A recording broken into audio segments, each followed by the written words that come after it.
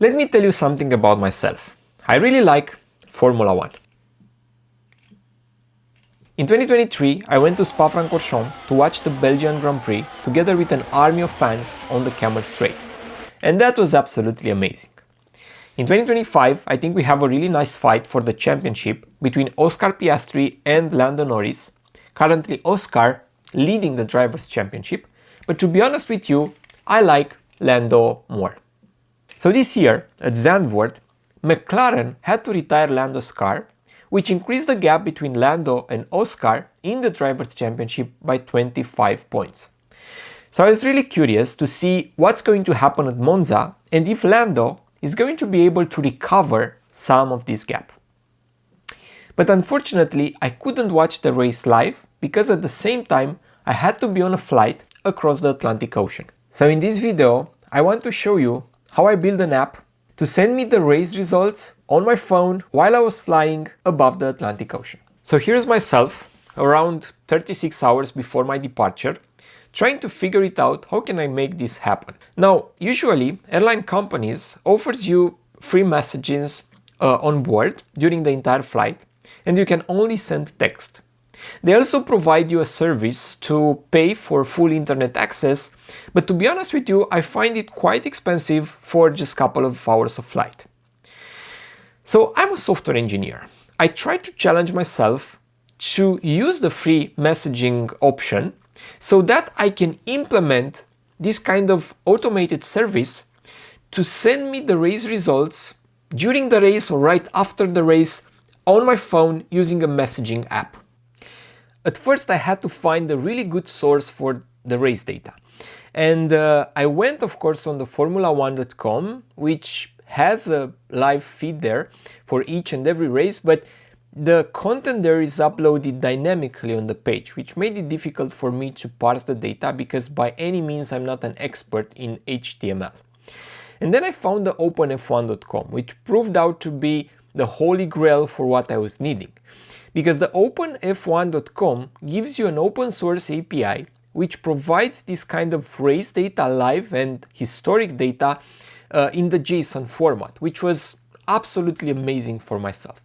So on this OpenF1, if we go for example to the session results, you can see here that if you access a customized URL, you basically get the outputs with what I was interested in. The driver number, which in this case is Verstappen, the first position. And of course, each race comes with a session key, which you need to know in order to request data for the race you are looking for. To process the data I get from openf1.org and to implement the application logic I needed, I decided to use the n8n service, which I've heard about a couple of weeks ago and was already installed on my private server, so it was ready to be used. Now, n8n is an open source workflow automation tool that lets you connect apps, APIs, services with custom logic and doesn't require you to write so many lines of code. Of course, there is a block in which you can type the custom lines of code to process the data, but it's really easy to create a flow in which to get your requests and then process the data and deliver what you need. So this is n8n, and for putting together this algorithm, I basically used the race results from Zandvoort. So you can see here that the session ID for Zandvoort is 9920, and then when I get the results, I can execute this step and get the results from Zandvoort, and we can see Piastri on the first position, Verstappen P2, and my favorite Lando Norris here on 18 with DNF. This is a way of showing the data, right? But actually, we can match the number of the driver with the name of the driver. How I did this is basically I went and requested the drivers. So if I'm executing this step, I can see here the drivers with their name, driver number, and the actual acronym. This is what I'm going to use. And I can merge everything and I can generate this kind of outputs, which shows actually the standings, right? P1, P2, P3, driver name, actually the driver number here under parentheses, and the gap between them and how many points did they took. This is basically the flow I put together to get the race results. But then I found that I can also get the pit duration, the overtakes, the session control, and you can see that for the overtakes, I can pre-process the output so that I can get this kind of OVT, the overtake and number 1 overtook number 4, which means that Verstappen overtook Lando Norris at some point. So I can get all this data and I can order them after the timestamp, and in the end, if I'm executing this step, I can get, for example, the whole race information with the pits, with the overtakes, and also with the race status. So this is the kind of message that I'm expecting to get from my app. And of course, before delivering it to the next step, I had to make sure that we split it in chunks to be sent by the application. Also, n8n lets you to embed into your flow some AI agents, but to be honest with you, my application didn't require that. I only wanted to process some text in a basic way and deliver it to myself.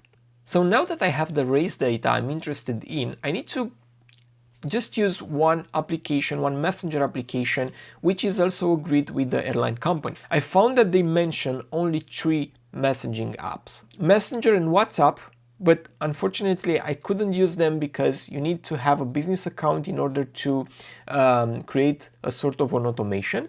And then they were also mentioning WeChat. Now, I installed WeChat, but to be honest with you, I couldn't figure it out how it works.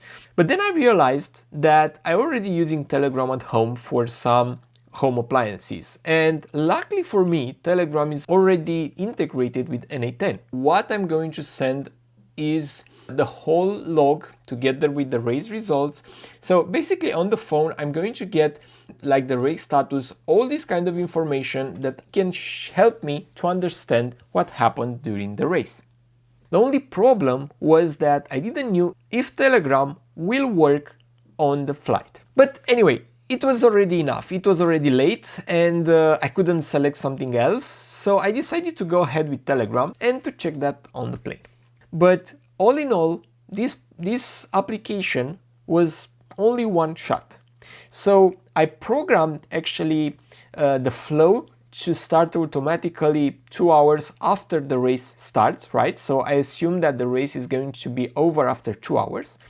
And I also created a flow so that I will wait until the first JSON is going to be available so that I know exactly that the race ended.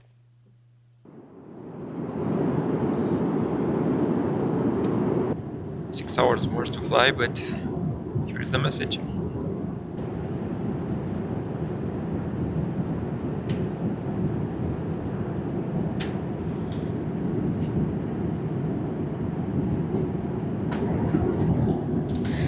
Back with the results. It's really tight in here and really cold. Anyway, I read the entire log and I think I'm missing some data. For example, I have no information regarding overtakes, which makes sense because the overtakes, the pit stops and also the race status are actually requested in separate flows, and most likely overtakes were not available or there was an error with parsing the JSON. But anyway, it's fine. There was an incident in turn 1 between Verstappen and Norris. I don't know what happened there. I don't have the overtake, so yeah, we'll see later. There was also an incident between Tsunoda and Hamilton. Another one in the lap 6 between Ocon and Stroll. There was another one in 42 between Sainz and Berman. There was actually a collision there. There was a black and white flag for Antonelli for driving erratically. He also received a 5-second penalty. Poor little guy driving at home. But also I checked the pit stops. Turns out that some of them choose to stop earlier. All of them had one stop strategy, like for example Lawson, Berman and Tsunoda stop in the lap 9, 18, 19, something like this. We had some pilots actually with a late stop strategy, like Norris or Piastri 46, 40, 5 and even Ocon in lap 51. So yeah, turns out that this thing really worked, and I consider it a success, being the first time running. So I'm really happy to see the results, given the fact that there are still 5 hours ahead of this flight. So I have an idea what happened during the race. I'm sad about Norris. He shortened the gap by 3 points between him and Piastri, but I'm also happy for Verstappen because he managed to win this after all those records he broke yesterday during qualifying. Oh, and one thing I did not mention, for Hülkenberg, appears there is a DNS do not start. To be honest, I don't know what happened, and he didn't appear also in the pit stops. Back home, I tried to debug the application to see why I had no overtaking data, and proved out that it was not related to my app, it was actually related to the data source. The overtaking data is not available for this race, and the request returns an empty JSON. Now, the second thing I want to check is why the get results doesn't provide actually the whole rows. So I can execute again this step, and I can see that here I have actually 20 items. Now let's see why some of them are missing. So let's see what happens after this step. So I still have 20 outputs, and then while I'm editing the fields,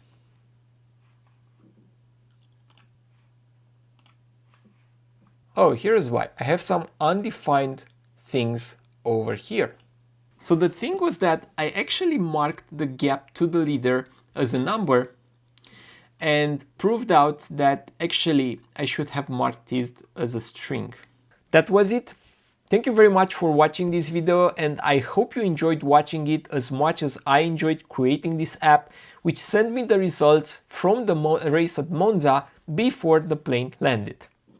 By any means, I'm not a vlogger, so this video could have been way better, and also was a challenge to tell you this story. But before ending, I want to thank to the sponsor of this video, which is my passion for Formula 1.